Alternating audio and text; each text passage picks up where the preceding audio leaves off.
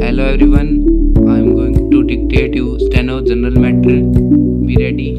5, 4, 3, 2, 1. Start. I rise to inform the House of momentous developments that have taken place while we were in recess. Stop.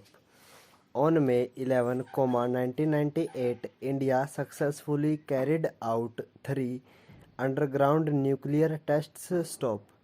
2 or more underground tests on May 13, 1998 completed the planned series of tests. Stop.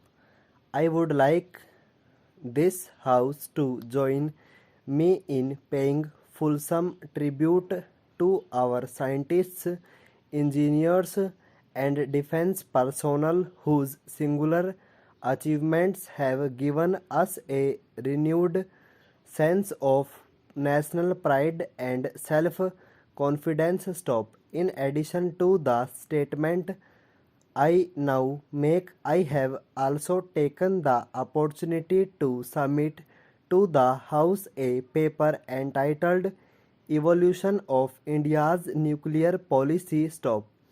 In 1947, when India emerged as a nation's free country to take its rightful place in the Committee of Nations, the nuclear age had already dawned. Stop.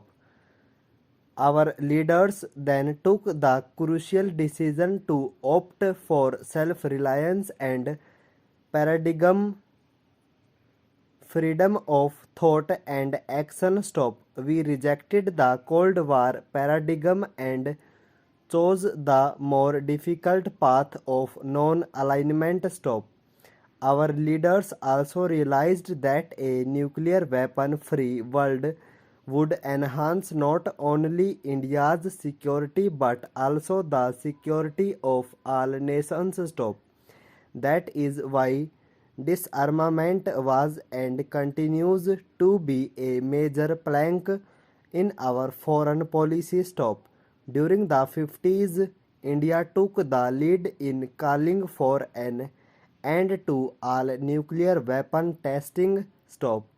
Addressing the Lok Sabha on April 2, 1954, Pandit Jawaharlal Nehru, to whose memory we pay homage today, stated nuclear, chemical, and biological energy and power should not be used to forge weapons of mass destruction. Stop.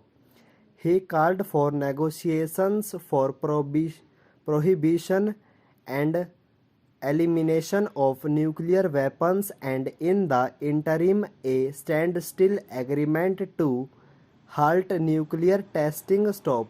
This call was not heeded. Stop. In 1965, along with a small group of non-aligned countries, India put forward the idea of an international non-proliferation agreement under which the nuclear weapon states would agree to give up their arsenals provided other countries refrained from developing or acquiring such weapons. Stop. This balance of rights and obligations was not accepted. Stop. In the 60s, our security concerns deepened. Stop. The country sought security guarantees, but the countries we turned to were unable to extend to us. Stop. As a result, we made it clear that we shall not sign the now. Stop.